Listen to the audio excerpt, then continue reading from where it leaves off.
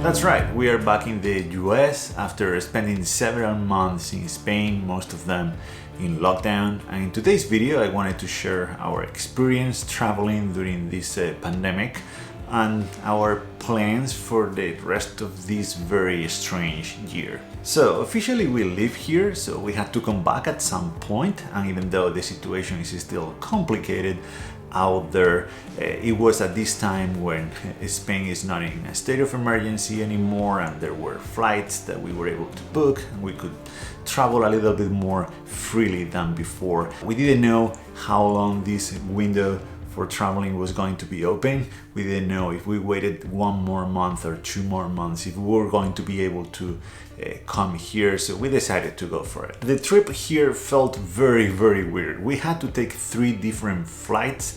The first one was a domestic flight in Spain and it was completely packed. Actually, it was an overbooked flight, and there was of course no safety distance between passengers, but everyone was wearing masks at least.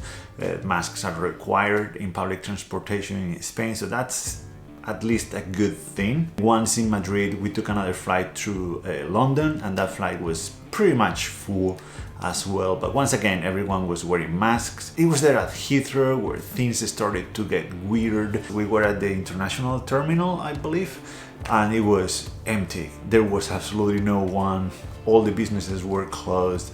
I don't know, it felt very weird. There were only 3 or 4 departures that day. The screens were empty and black. They didn't have any flights in them, and when it was time to board our plane, I thought we were at the wrong gate because there was no one there. But nope, it was the right gate, so we boarded the plane. It was a big Boeing 787 from London to Chicago, and there was a total of at most 20 to 25 people on that plane. I mean, there were more crew members than actual passengers. I was wondering how the airline was going to make any profit with that flight, but as I found out later, they loaded the plane with 25 tons of freight. That's how they are making the money nowadays, I guess. I was a little bit disappointed and upset because they didn't let us sit in first class. It was a waste, all the seats were empty there, but anyway.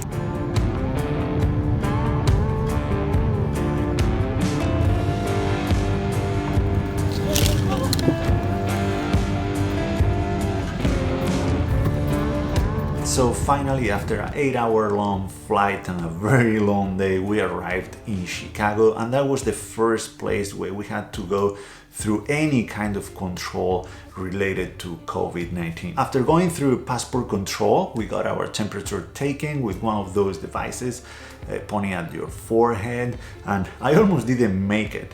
I guess it was very hot at the airport. I was also wearing my jacket, so I didn't have to carry it on my hands. Anyway, it was pretty hot, but I thought it wouldn't affect the result.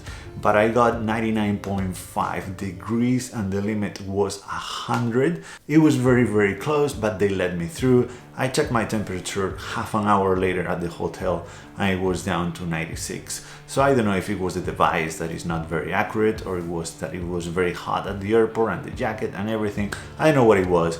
But yeah, I've been checking my temperature daily. That's one of the things that the CDC asks you to do after traveling internationally. Another one is to stay home for 14 days. We haven't left the house in many days. One thing we did do though is we went to watch the fireworks on the 4th of July, but it was from the boat, so I can't think of a better way to do any social distancing than be on a boat far away from everyone else. It was a beautiful show. It's I don't know, the 5th time that I see them here on the lake, and I recorded a few videos, but I also took a few photos, and I think I might have 1 or 2 images that I like.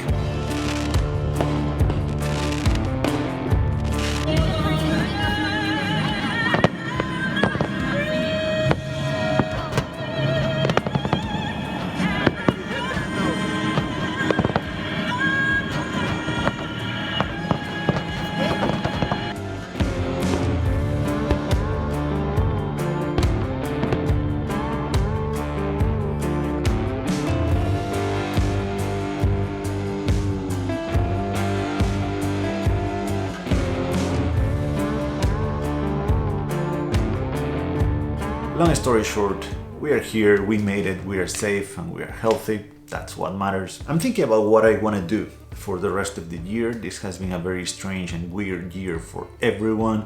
It's been challenging for my photography, for someone who relies on being outdoors to take photos when they don't let you go outdoors. Well, that makes things a little bit harder. But in many ways, that challenge has been good for my photography, and I've made images that I would have never made otherwise, so I'm not gonna complain too much about that. In the next few months though, I would really like to travel and to go places. We're gonna stick to the US just in case another lockdown happens. At least we are here in a country that we know, something that we were not expecting. We were not ready, we don't have much stuff here. So the first thing is we are looking for a used car that we can use to go on a few road trips and just to move around here. And once we have that car, I'm hoping to start moving a little bit more. And besides a few local trips here around the Midwest to the Great Lakes or even the Smoky Mountains or places like that, I would like to spend 2 to 3 months by late summer and early fall in the Pacific Northwest, in Oregon and Washington. I really want to do a lot of hiking. I really miss hiking in the mountains. It's been a long time. Hopefully after that time in the Northwest, I'll be able to go to Southern California and Arizona and spend some more time there. It's another area that I really like in the West. And then later in the fall, just come back here to the Midwest and wait for that snow and the frozen lakes. I really look forward to photographing winter here. It can be very harsh, but it can be very rewarding when it comes to image making too. I think this video is getting already too long. I just wanted to give you a quick update. I hope that you all are staying safe and healthy wherever you are, and please feel free to share your plans for the rest of the year if you have any, and how you are gonna be dealing or planning on dealing with this situation when traveling, if you are doing any traveling, or how you are dealing with this pandemic and your photography. Thank you so much again for being there, and see you in the next one.